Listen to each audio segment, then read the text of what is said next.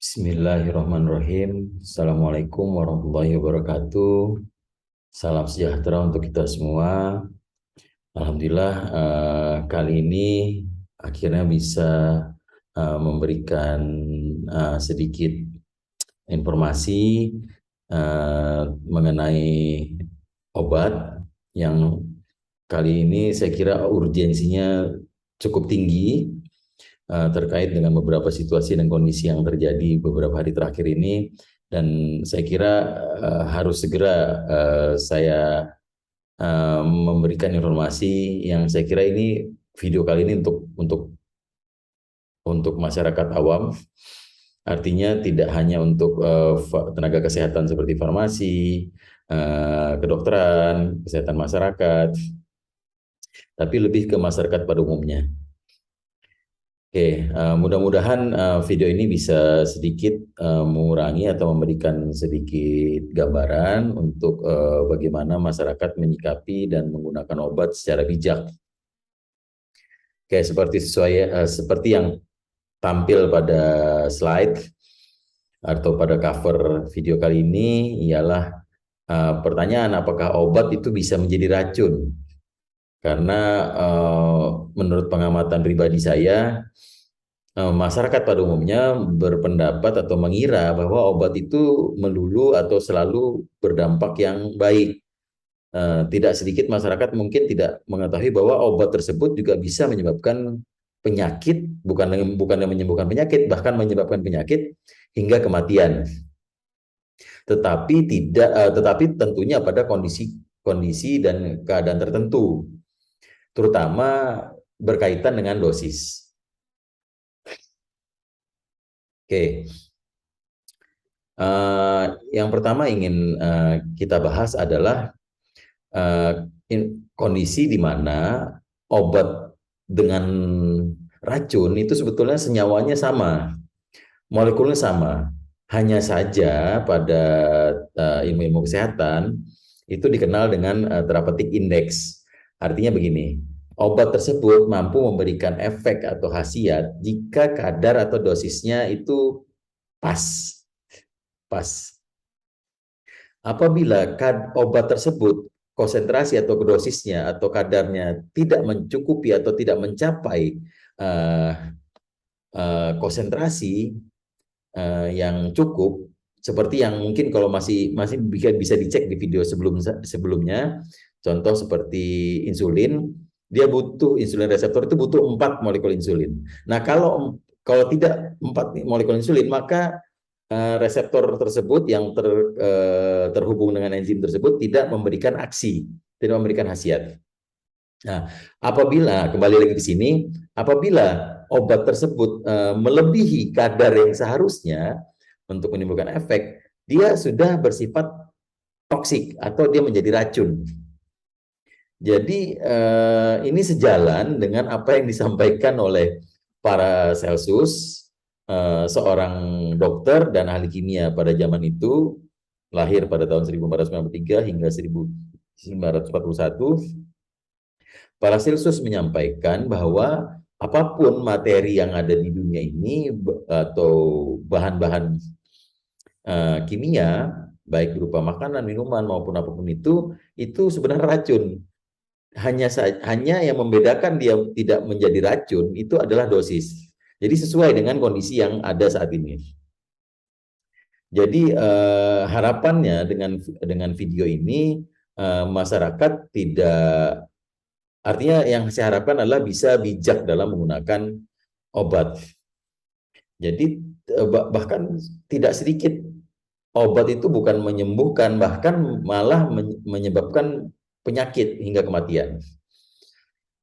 Nah, ini saya ambil karena tidak ingin terlalu banyak. Saya ambil 2 contoh jurnal riset atau laporan penelitian terkait dengan paracetamol yang mampu menyebabkan kegagalan ginjal. Jadi ini bukan berita baru ya sebetulnya. Kegagalan ginjal akibat penggunaan dosis yang berlebihan. Bisa dilihat di layar. Sehingga kembali ke harapan saya awalnya tadi untuk masyarakat pada umumnya, itu dapat menggunakan obat sesuai aturan. Karena mohon disimpan di kesadaran bahwa obat dengan racun itu materinya sama, molekulnya sama, tapi yang membatasi adalah dosis. Jadi yang poin pertama yang saya tulis di situ adalah dosis. Yang kedua, frekuensi penggunaan. Tidak jarang saya mendapati obat itu aturan penggunaannya, misalnya contohlah paracetamol, itu saya kira 4 kali sehari atau per 6 jam.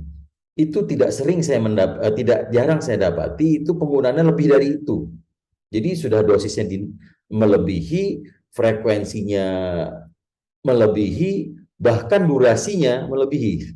Apalagi akhir-akhir ini, beberapa bulan terakhir ini saya lihat orang sakit, bahkan saya pribadi mengalami, artinya mungkin diduga varian COVID yang baru, itu sakit kurang lebih tidak parah, tapi biasanya saya jarang atau tidak begitu sering minum obat, terpaksa cukup sering mengkonsumsi obat.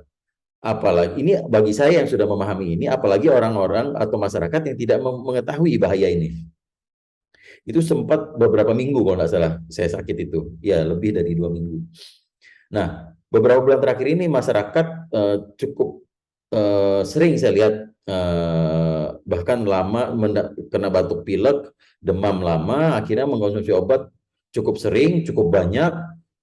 Bukan cuma satu obat, bisa antibiotik, bisa bisa antipiretik, belum lagi obat mah dicampur misalnya yang kena ada tekanan darah tinggi, minum obat tekanan darah tinggi, bayangkan bahan-bahan kimia baik alami maupun yang sintetik itu dikonsumsi secara masif dalam jangka waktu yang begitu lama, dan ini pasti saya kira akan ada dampaknya, terutama pada balita yang di anak-anak usia di bawah 5 tahun, yang mana organ-organnya itu organ-organ seperti ginjal, hati itu belum sempurna, karena hilir dari obat ini untuk dikeluarkan dari dalam tubuh, karena obat ini kan bahan asing yang oleh tubuh akan dicoba untuk dikeluarkan. Nah, itu yang menjadi hilirnya adalah ginjal. Artinya konsumsi obat-obat atau bahan-bahan kimia alami maupun sintetik ini akan memperberat fungsi ginjal. Jadi kembali lagi ke sini, frekuensi penggunaan jangan berlebihan, dosis jangan berlebihan, durasi terutama yang harusnya minumnya mungkin maksimum kalau bisa seperti paracetamol itu jangan kalau bisa sih jangan 3 kali atau 4 kali sehari, tapi gunakan seperlunya. Kalau saya sendiri yang memiliki anak itu, kalau siang demam saya tidak berikan paracetamol, tapi saya biasanya cukupkan vitamin atau mungkin kalau misalnya akibat penyakitnya infeksi saya berikan antibiotik, karena demam ini hanya dampak dari macam-macam, bisa kekurangan dehidrasi, bisa karena infeksi. Tapi jadi akhirnya kita arahkan untuk terapi yang substansialnya, kenapa dia demam itu. Nah, kalau misalnya malam nggak bisa tidur, baru saya kasih paracetamol. Nah, itu harapannya jangan juga sampai 3 kali atau 4 kali sehari. Karena ingat, bahan kimia baik alami maupun yang sintetik ini adalah bahan asing yang pasti akan memperberat fungsi ginjal maupun hati, atau hati dan ginjal. Nah, belum lagi penggunaan obat bersama obat lain. Iya kalau cuma satu obatnya, tapi kalau obatnya lebih dari satu, saya kira sekarang satu kesediaan obat saja itu bisa berapa jenis obat.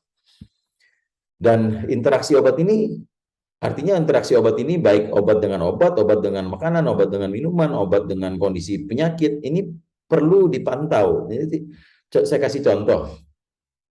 Penggunaan misalnya nih, antacid dengan sukralfat itu bisa meniadakan, bisa mengurangi, bahkan hampir bisa dikatakan meniadakan aktivitas atau khasiat sukralfat.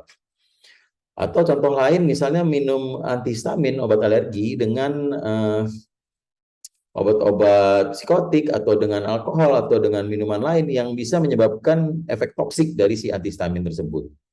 Artinya banyak sekali interaksi, yang mana yang saya ingin tekankan adalah gunakan obat sesuai aturan. Kemana? Bagaimana caranya?